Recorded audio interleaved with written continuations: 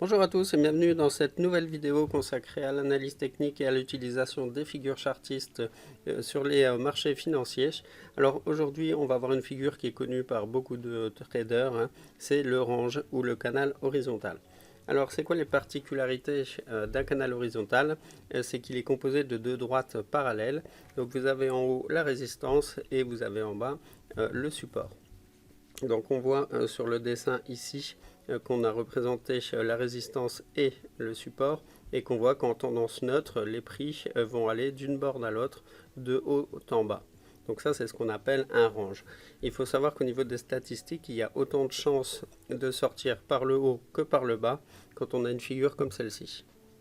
Comme pour toute figure chartiste, on va pouvoir tracer un objectif fictif.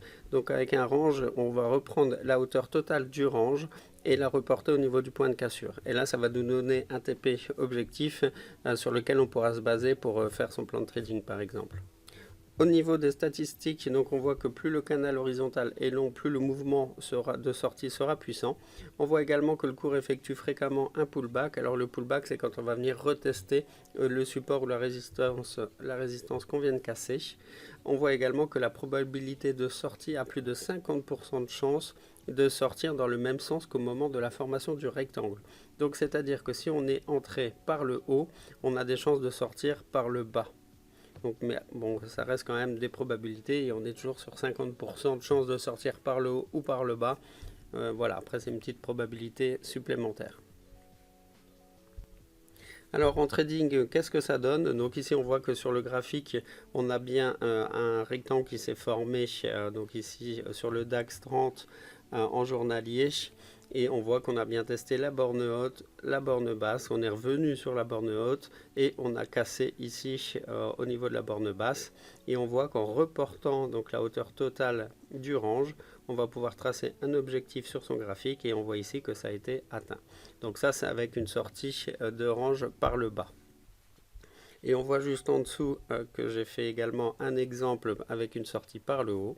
Donc on voit ici le grand rectangle et on voit qu'on a cassé par le haut à ce niveau-ci et en traçant l'objectif, en reportant la hauteur totale du range, on voit que l'objectif a été atteint également.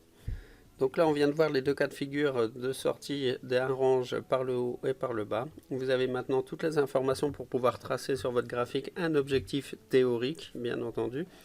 Merci d'avoir suivi cette vidéo. N'hésitez pas à vous abonner à la chaîne si ce n'est déjà fait. Et vous avez également dans la description de cette vidéo une formation gratuite à l'analyse technique et également un lien vers une formation que j'ai réalisée sur les figures chartistes où on reprend les 30 figures chartistes les plus importantes à utiliser en trading. Merci, à très bientôt.